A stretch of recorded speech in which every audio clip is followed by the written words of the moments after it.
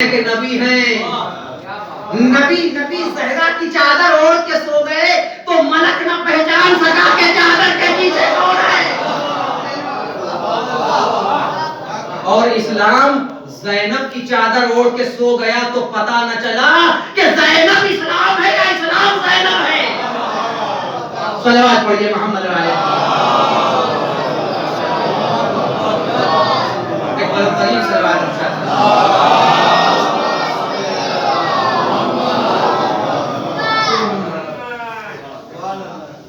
عزیز و جذبے کی کشش تھی جو دور دراز سے لوگ دوڑ کے آ گئے. ایک بندے مومن رونق مجلس، رونق مجلس. میری تو خطابت کا آغاز ہی اسی ممبر سے ہوا، اور آج جو کچھ میں آپ کے سامنے روانی سے پڑھ رہا ہوں اسی ممبر کا صدقہ ہے. میں نے پہلی مجلس اسی ممبر سے پڑھی، پہلا عشرہ اسی امام بارگاہ میں پڑھا. تب سے ہم نے ان کو دیکھا، ان کے بغیر مجلس کا آغاز نہیں ہوتا تھا.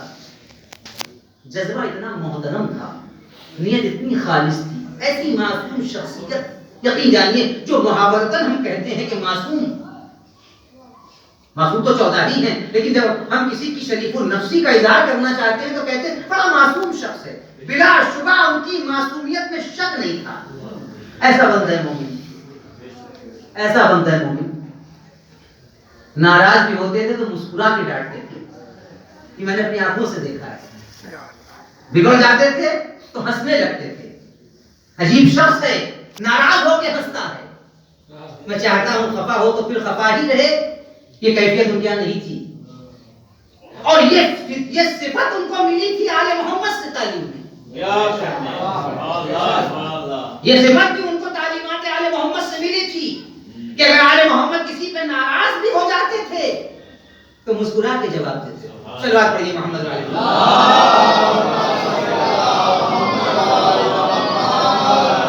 پیشانی پہ کبھی شکن نہیں آتی تھی، اور یہ چاہتے تھے کہ جو غلطی ہوئی ہے اس کو حسن اخلاق سے اس کی تصحیح کر دی جائے، اس کی تصحیح کر دی جائے. ناراضگی آل محمد کا مزاج نہیں تھا، سوائے آئے خدا میں. بندگان خدا پر آل محمد کی مہربانی ویسی ہی تھی جیسے خالق کی مہربانی اپنی خلق پہ. آل محمد نے اپنی حیات کو، اپنے وجود کو انسانیت کے لیے وقف کر دیا تھا. دروازے پر آئے ہوئے سائل کا مذہب نہیں پوچھا جاتا. توجہ رکھیے گا، دروازے پر آئے ہوئے سائل کا مذہب اور عقیدہ نہیں پوچھا جاتا، ضرورت پوچھی جاتی ہے، احتیاج پوچھی جاتی ہے، طلب پوچھی جاتی ہے.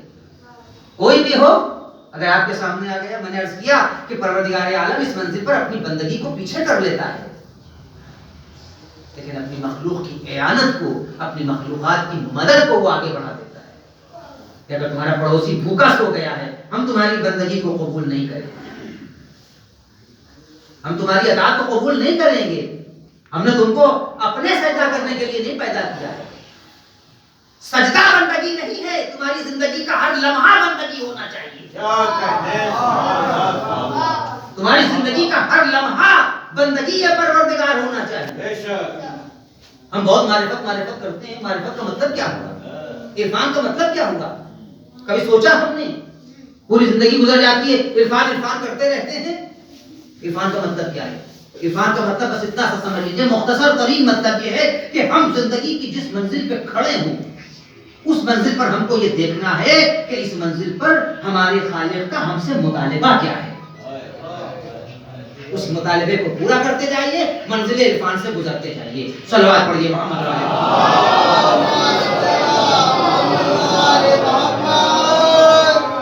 بس ارباب نظر جو باتیں مجھے آپ کی خدمت میں عرض کرنا تھی وہ میں نے آپ کی خدمت میں عرض کر دی. مرحوم کے لیے سارے ثواب کیجیے، جہاں رہیے سورہ فاتحہ پڑھیے، قرآن ہاتھ میں ہو، جس کا نام یاد آ جائے، جس کا تصور آ جائے، جس کا خیال آ جائے اس کو سارے ثواب کیجیے.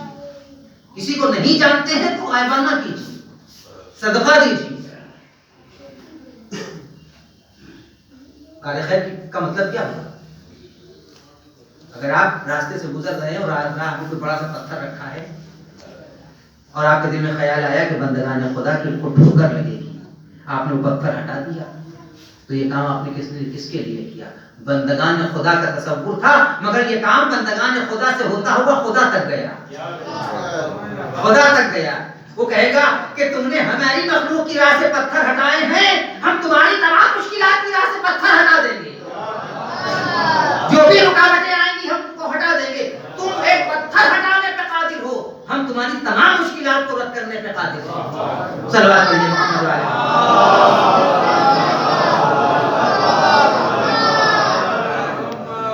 اور جہاں عرفان کی منزل ہوتی ہے،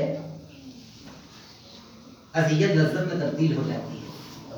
اذیت کو کوئی پسند نہیں کرتا، لذت کو پسند کرتا ہے انسان، لیکن جب اذیت کا عنوان بدل جاتا ہے تو اذیت لذت بن جاتی ہے۔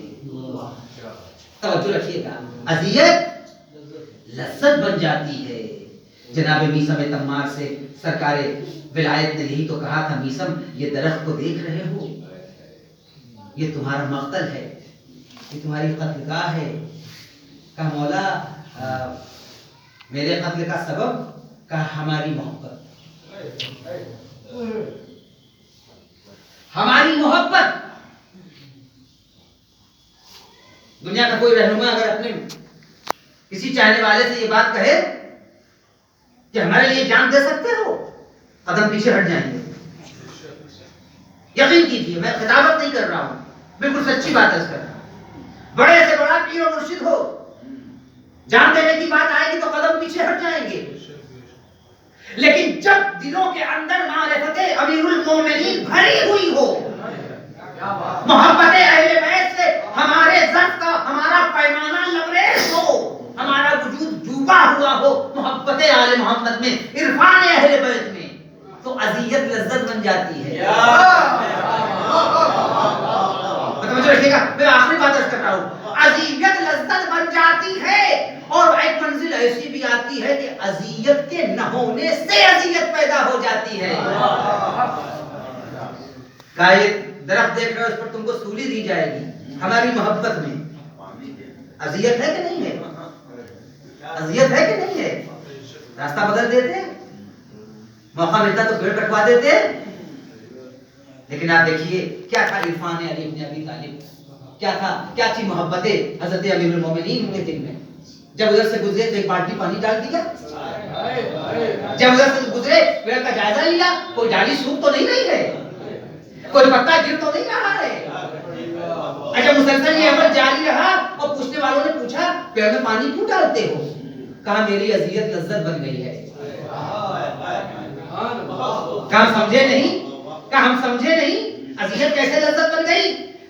کہا تم کو معلوم نہیں، میرے مولا نے کہا ہے کہ مجھے ان کی محبت میں اس درخت کو سولی دی جائے گی، تو اب میری ذمہ داری یہ ہے کہ میں اس درخت کو اس وقت تک باقی رکھوں،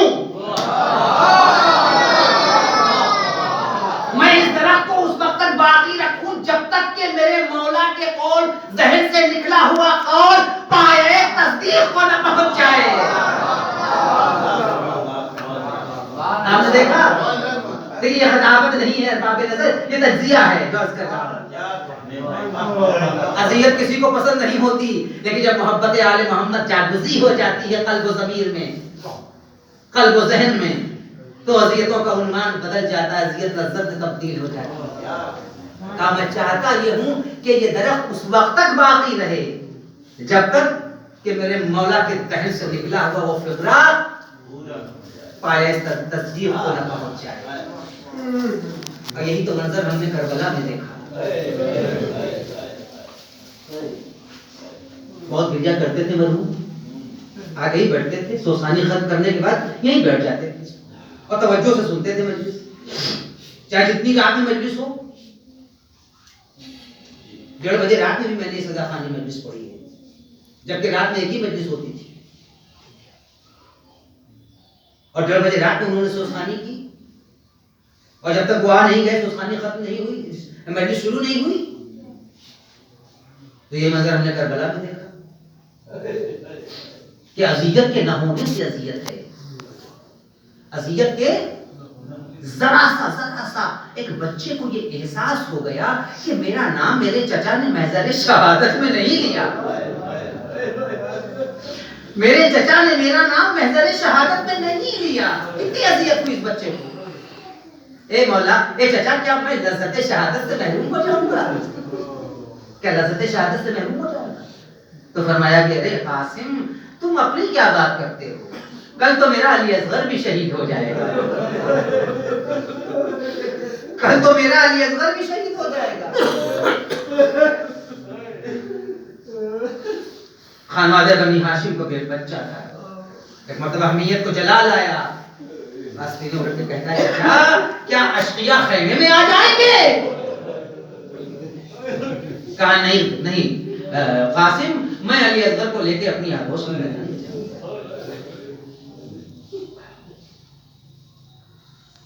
میں منظر پیش کر رہا ہوں، آپ کی آوازیں بلند ہوں گی۔ امام کے زانوں پر دیکھیے اذیت کیسے لذت بنتی ہے جب عرفان اہل بیت بھرا ہوا ہو، جب لذت شہادت کا اشتیاق ہو۔ امام کے زانوں پر ایک صحابی کا سر رکھا، بولنے کی سکت نہیں ہے۔ حبیب ابن مظاہر سرانے کھڑے ہوئے ہیں،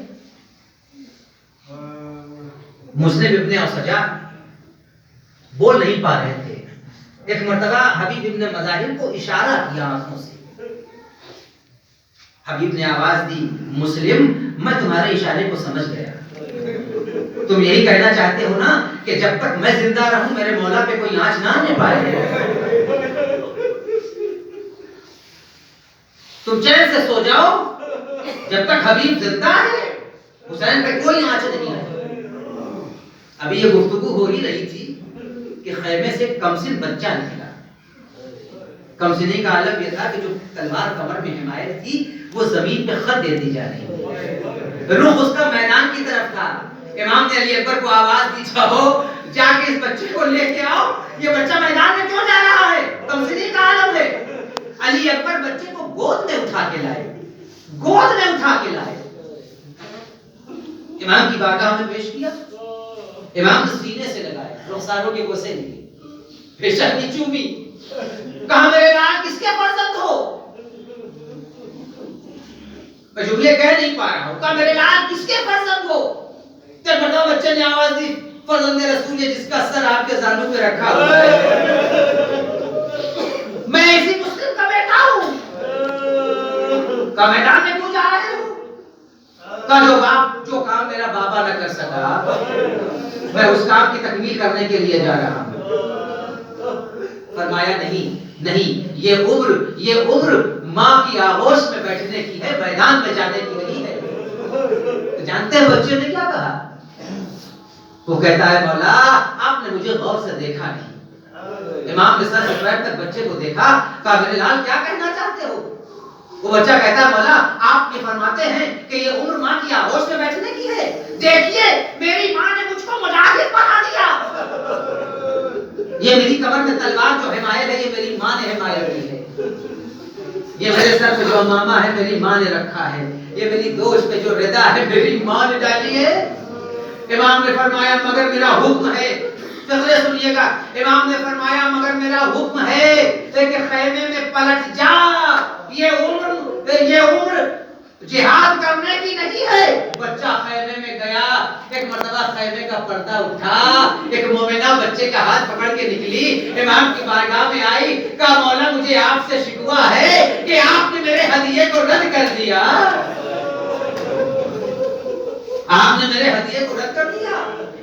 اے آقا ایک ہی بچہ تھا میرے پاس، میں آپ پر قربان کرنا چاہتی تھی، کہا مومنہ میں تیرے جذبہ شہادت کے قربان ہو جاؤں، اس بچے کو لے کے خیمے میں پلٹ جا۔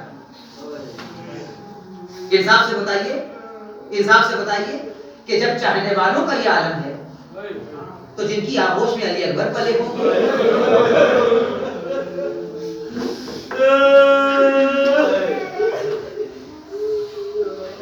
جن کی آغوش میں عباس پلے ہوں گے، جن کی آغوش میں علی اصغر پلے ہوں گے اور نہ محمد پلے ہوں گے، کیا جذبہ تھا؟ بس میں جس کو تمام کر، کیا جذبہ تھا، کیا جذبہ تھا؟ بڑی حسرت سے امام نے کہا تھا کہ بھیا جب سے ہوش سنبھالا تم نے مجھے بھائی نہیں کہا،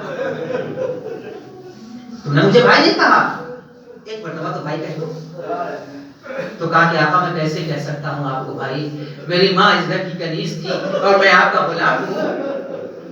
تو فرمایا تم کو میرے حق کی قسم، مجلس تمام ہو رہی ہے، کہا تم کو میرے حق کی قسم مجھے ایک مرتبہ بھائی کہہ دو، اس لیے کہ اگر تم نے بھیا نہ کہا تو جتنی دیر تک میں زندہ رہوں گا مجھ کو یہ قلق رہے گا کہ تم نے مجھے بھائی نہ کہا۔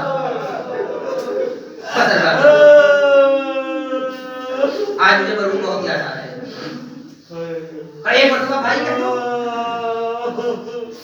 مقتل کہتا ہے جیسے امام نے فرمایا، جیسے امام نے خواہش ظاہر کی، ایک مرتبہ بھائی کہہ دو۔ فضائے کربلا میں 3 مرتبہ آواز گونجی، بھیا حسین، بھیا حسین، بھیا حسین۔ اب بعد بھائی کہہ کے خاموش ہو گئے۔ امام نے بھائی کے منہ پہ منہ رکھ دیا، فرمایا تمہارے مرنے سے میری کمر ٹوٹ گئی۔ دیکھیے جناب عباس نے امام حسین کو 3 مرتبہ بھائی کہا تھا۔ یہ امام کے کلیجے پہ شاخ تھا کہ عباس نے مجھے جاتے جاتے 3 مرتبہ بھائی کہا، تو یہ عباس کا قرض ہے کیسے اترے؟ بھائی اس مطلب سن لیجئے، اس کے بعد مجلس تمام ہو جائے گی۔ امام کو یہ احساس تھا کہ جاتے جاتے میرے بھائی نے مجھے 3 مرتبہ بھائی کہا، تو یہ اس کا قرض ہے مجھ پر، کیسے اترے، کیسے اترے۔ راوی کہتا ہے کہ جب شمر سر حسین لے کر دربار یزید میں پہنچا تو یزید نے شمر سے پوچھا کہ میں نے سنا ہے کہ تم نے حسین کو بڑی بے دردی سے مارا، مجھے بتاؤ کہ تم نے حسین کو کون سی ایسی اذیت پہنچائی جس پر حسین نے سب سے زیادہ تکلیف محسوس کی۔ وہ کہتا ہے کہ اے امیر، میں نے حسین کو 2 اذیتیں پہنچائی۔ مجلس تمام ہو رہی ہے، وہ کہتا ہے امیر میں نے حسین کو 2 اذیتیں پہنچائیں جس پر حسین نے بڑی تکلیف محسوس کی۔ ایک اذیت تو یہ پہنچائی کہ میں نے حسین کو بھرے ہوئے میدان میں ان کی ماں کے نام سے پکار لیا، کہا ابن زہرا، ابن زہرا۔ امام نے تڑپ کی آواز دی، بھیا تمہارے مرنے سے یہ ظالم مجھے میری ماں کے نام سے پکار رہے ہیں۔ اس کے بعد ظالم کہتا ہے کہ اور میں نے حسین کو دوسری اذیت یہ دی کہ جب میرا خنجر حسین کے گلے پہ چلنے کو تیار تھا تو میرے دل میں حسین کی عداوت کے شعلے بھڑک رہے تھے۔ میں نے یہ چاہا کہ جاتے جاتے حسین کو ایسی اذیت دے دوں کہ مرنے کے بعد بھی حسین کا لاشا تڑپتا رہے۔ بس آپ کی آوازیں بلند ہونا چاہیے ارباب ایسا۔ وہ کہتا ہے کہ میں نے یہ چاہا کہ مرنے کے بعد بھی حسین کا لاشا تڑپتا رہے۔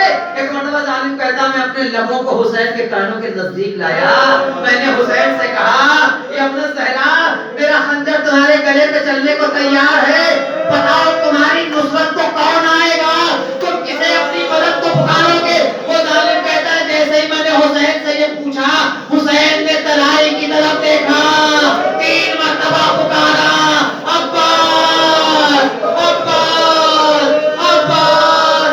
اب جو میں نے پلٹ کے دیکھا تو ترائی پہ شیر کا لاشا تڑپ رہا تھا، میرے کانوں میں علی کی آواز آئی، بس میرے لال بس، تو نے تو اپنی شجاعت کے جواب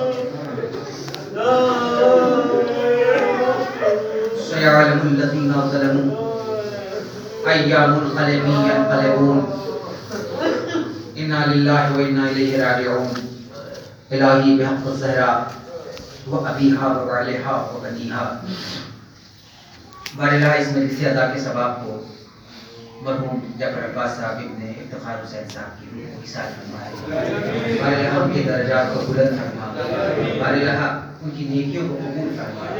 اگر حیات میں ان سے کوئی لغزش ہو گئی ہو تو پروردگار بحق محمد والے محمد ان کی خطاؤں سے درگزر فرمائے، باراللہ ان کے بچوں کی توفیقات میں اضافہ فرمائے، ان کی قبر کی تاریکی کو ان کے نیک اعمالوں کے چراغوں سے روشن اور منور فرمائے، باراللہ ان کے درجات میں بلندی عطا فرمائے، ان کو جوار رحمت اور جوار معصومی میں جگہ عنایت فرمائے۔ آپ حضرات سے مزید التماس ہے کہ سورہ نحل اور سورہ توبہ کے تلاوت سما کر جناب سید جعفر عباس صاحب ابن سید افتخار حسین صاحب کی روح کو حصال فرمائے۔